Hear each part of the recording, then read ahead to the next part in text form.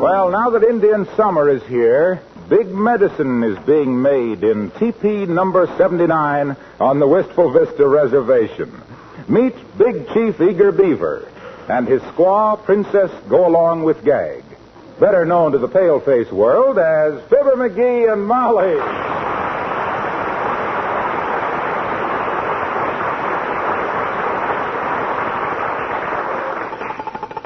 Hello. McGee, you've been on that telephone all morning. What on earth are you doing? I'm just closing a deal, kiddo. This is the time of year I always... Hello, operator. How about my call to the Timothy Hayes farm out on Route number 2? Oh, is that you, Mert? Oh, dear. How's every little thing, Mert? It is, eh? What's that, Mert? Your little brother? Oh, the poor little guy. Well, you keep him away from Halloween parties this year, Mert. Why? What happened to her little brother last year? He got a prize for wearing the funniest false face, and he wasn't even wearing one. What say, Mert? Well, give me a ring when it's clear. Well, thanks, Mert. Look, dearie. Maybe I should be the kind of wife who stays out of her husband's business affairs and simply takes the limousines and diamond necklaces as they come, but I guess I'm just too snoopy. What's the big deal? Oh, it ain't too big, but every year about this time I get a terrific yen to... Come in. Oh, it's the weatherman from next door, McGee. Hello, Mr. Williams. Hi, Foggy, old man. Good afternoon, in a way. Have a cigar, Foggy? No, thank you. I have a cigar. You got two? Thanks. I'll smoke it after dinner.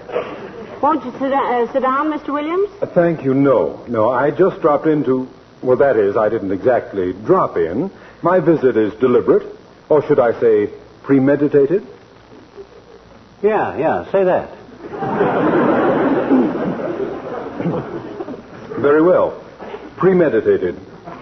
What I mean to say is that while I don't wish to presume on the fact that I'm now your next-door neighbor, or you are my next-door neighbor... Or both. Or both, yes. I do not wish... Well, no one could ever... Well, I mean, as I was a... Where was I? You don't want to presume on the fact that we're next-door neighbors. Take it from there. And don't be too cautious. As a neighbor, I presume plenty. No. Well, my wife is out of town, and I'm doing my own cooking, such as it is. Mm-hmm. And it isn't too bad, although I have had better. And a lot worse, for that matter. Mm-hmm. If you must know. And I don't know why you should. Do you? Do we what? Do you have an egg I could borrow? I need an egg. Foggy, shake hands. Certainly, but why? Well, I think he's congratulating you on making the first positive statement we've ever heard from you, Mr. Williams. Certainly you may have an egg. McGee, dearie, look on the bottom shelf of the refrigerator. Excuse me. Never mind the egg. Come to think of it, I'm going to make some rice pudding. Or maybe a custard pudding. Or maybe a bread custard pudding. I wish I liked it. Perhaps I'd better make some raisin cookies. Or an upside-down cake. Or just buy some ice cream. That's it, ice cream. I'll get it at Kramer's drugstore. I have to go downtown to dinner anyway, so I might as well get it. Now, just a darn minute, Foggy. If you got a date downtown for dinner, what are you cooking for? Isn't that strange? I never thought of that. Well, thank you anyway. I must go home and feed my groundhog. Good afternoon. Probably.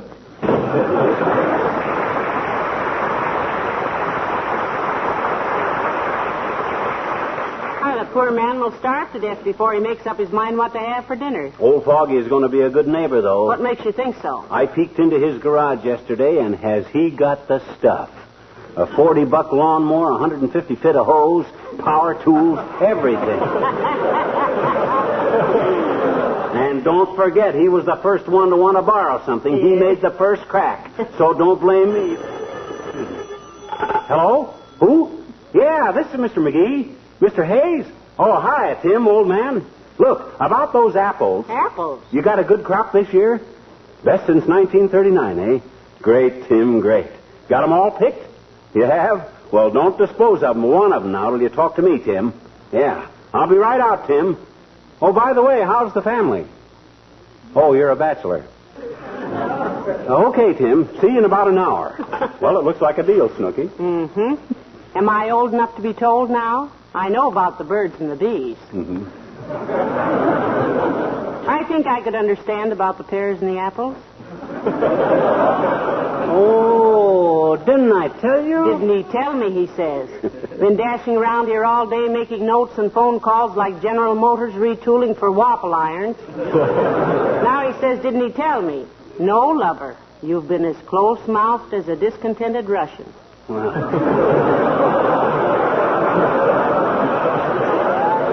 Oh, I'm sorry, baby. Well, a guy give me a tip on this year's apple crop, see? No. So, I says to myself, ha-ha, I says, so the apple crop was good this year. In that case, ha-ha, I says to myself. Come in. Hello there, kids. Great day, ain't it? Yeah, sure is, old-timer. In fact, I and my wife are taking a little drive out into the country. Would you care to ride along with us? No, thanks, Doyer. Don't care for farm life myself. Tried it once. Give it up. Not enough fresh air. Not enough fresh air on a farm? Not for me. I kept falling into the silo. Had a lot of other trouble, too, Johnny. Such as what, Mr. Oldtimer? Horse trouble. Had 8 horses that I paid $2 for, and You paid $2 for 8 horses? Yep. Standard price. What kind of horses can you get for $1? Quarter horses. Well, sir, one day I throws my side saddle on a horse and starts out to... Hey, wait a minute. You rode side saddle? Had to, Johnny. Somebody had stolen one of my stirrups. Well, sir, no sooner did I get into the saddle than the horse rears up. Get down, you old goat, I says. And the horse says, what if I don't? The horse said that? Yep. Just then it come apart in the middle and 2 young fellers gets out. Huh? Seems it was a vaudeville team hiding out from the sheriff. Funny thing, too. The vet had looked at that horse's teeth just the day before and asked me who made the lower plate, but I never give it another thought. Very interesting experience, old-timer. Very. Reminds me of the time I went buffalo hunting. Tell us, McGee, as if anybody could stop you. Love to hear about it, Johnny. Was you foot or horseback? In a Buick. I left Cleveland at 8:30 one night and hunted for buffalo till daylight.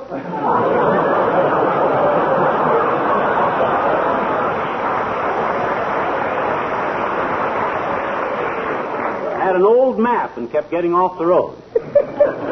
Still got an old map, Johnny. Oh, but that's pretty good, Johnny, but that ain't the way I heard it. The way I heard it, one feller says to t'other feller, says, see, you got one of them rear-engine automobiles. Yep, says t'other feller, but I didn't find it out till yesterday. I've been backing up for 12,000 miles. So long, kid. So long.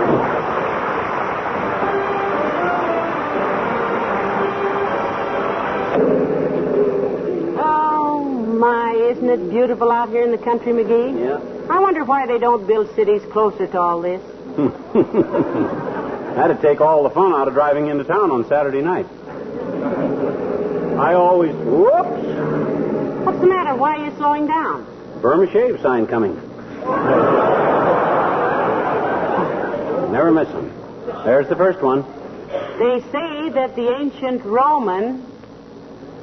Had his whiskers yanked out by a slave. But no one has ever told us... How the people in Burma shave.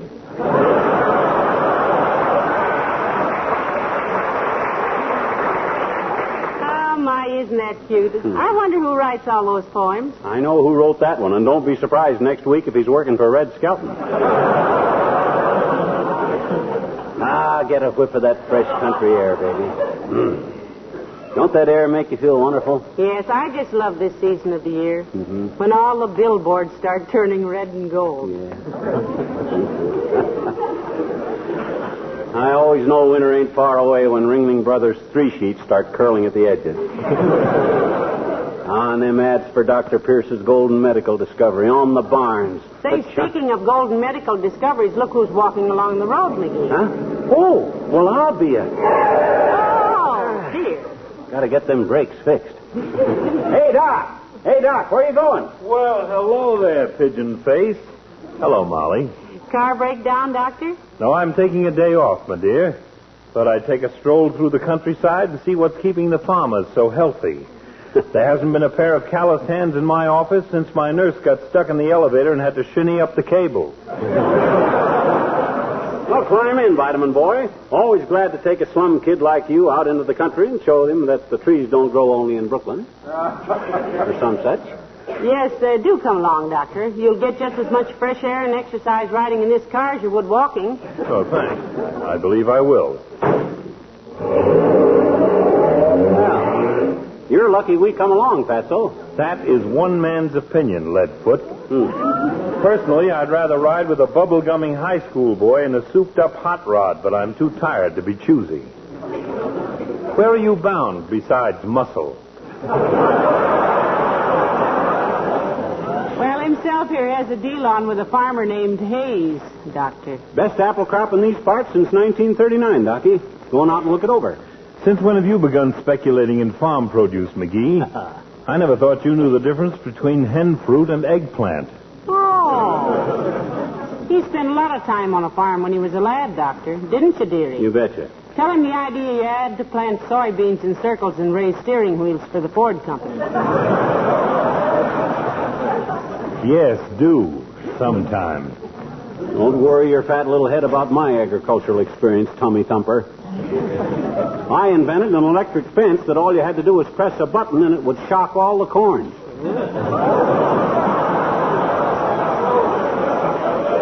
And I had animated scarecrows that would throw rocks at chicken hawks.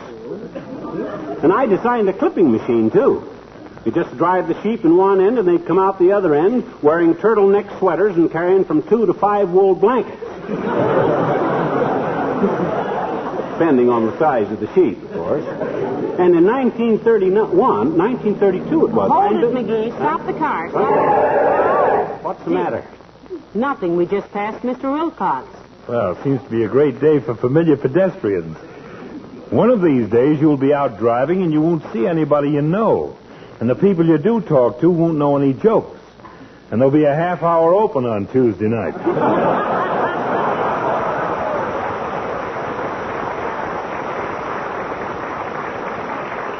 When that day comes, pillbox.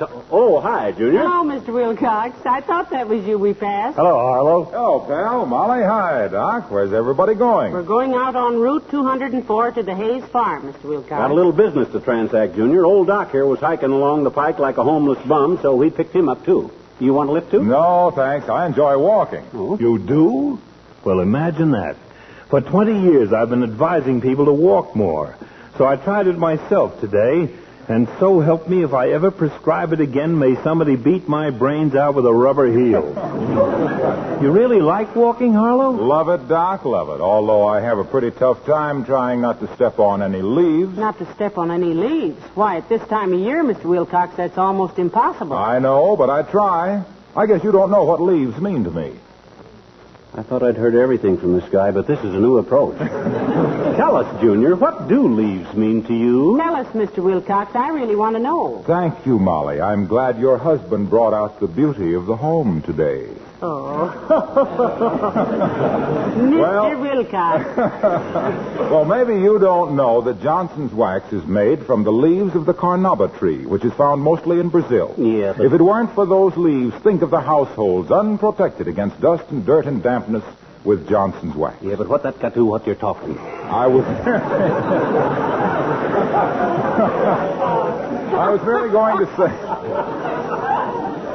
merely going to say that the carnauba leaf has made me a good living, and I won't mention any other names.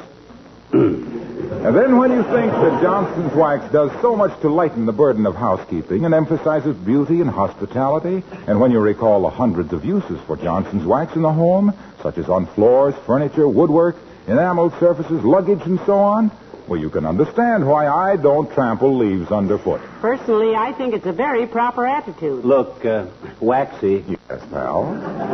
is this a new feeling you got about leaves, or you always been a little nature happy? Oh, October and November have been my favorite months ever since I was a kid. Always used to take long walks in the autumn. In fact, all through high school, I was known as Autumn Boy. Oh. Autumn boy, ain't that nauseating? Was that the exact term, Harlow? Autumn boy? No, the exact term was fall guy. Well, I think Autumn Boy is prettier. Yeah. Well, look, I don't want to delay you folks. I'll see you later. Goodbye, Mr. Haycock.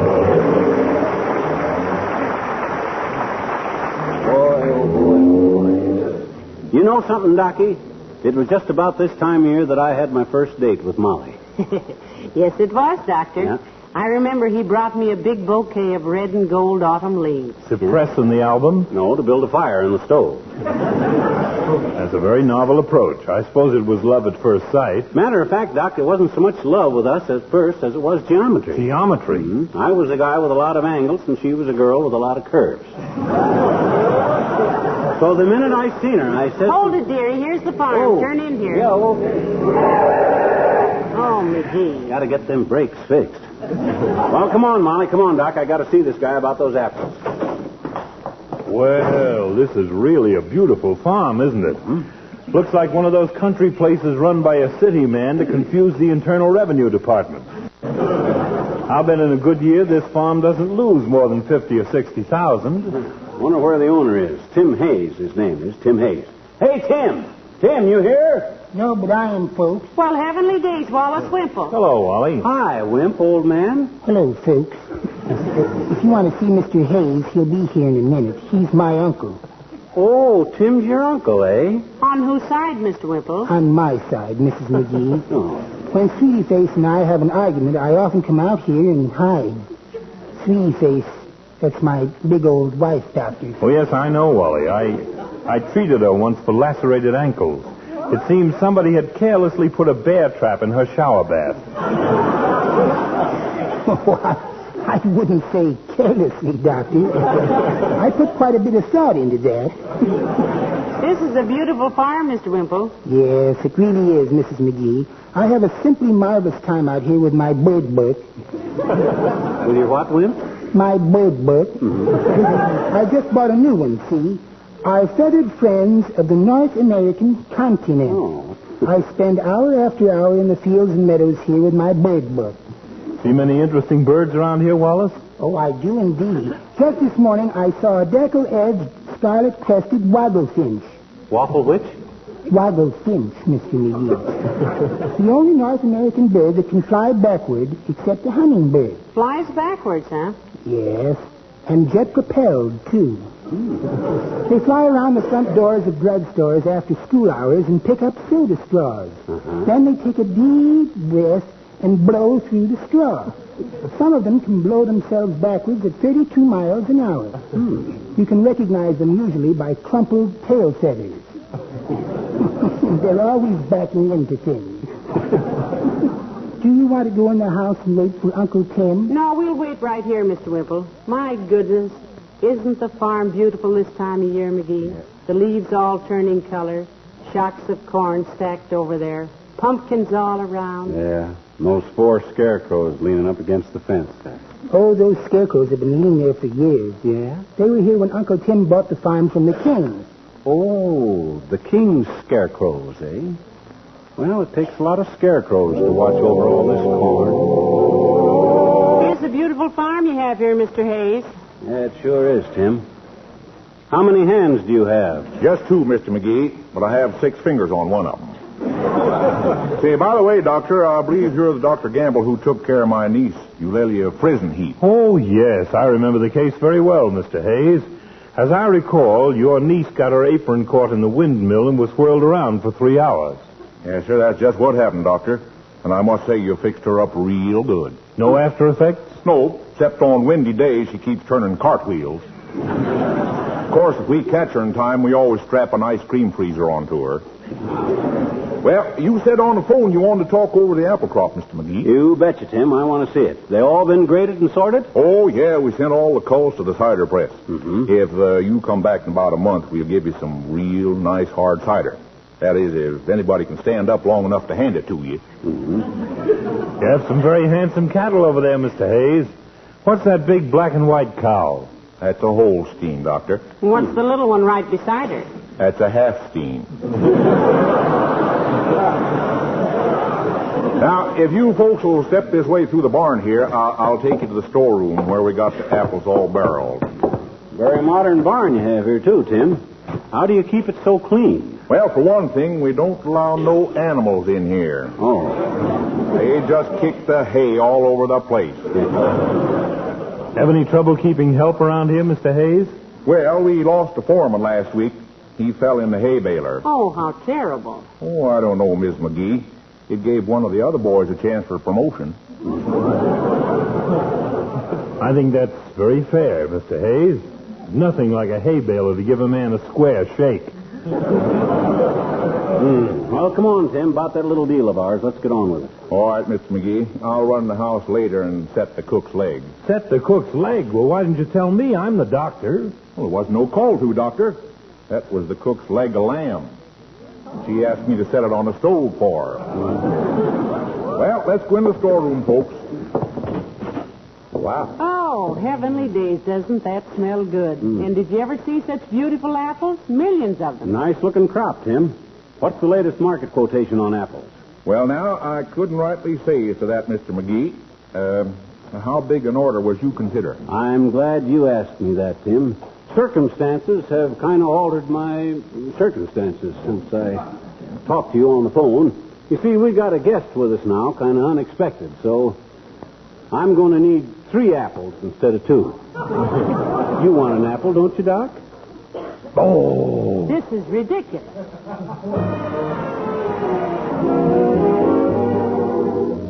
Ladies and gentlemen, we want to join everybody in the entertainment world in congratulating Fanny Bryce on her birthday tomorrow and her 43rd year in show business. And we hope she goes on for another 43 years. Oh, she can't do that. There ain't that many new jokes. Dearie, did you ever go to a formal party with people lined up behind that big glass bowl? Yeah. Did you ever notice that the bowl held the same old stuff, but the punchline kept changing?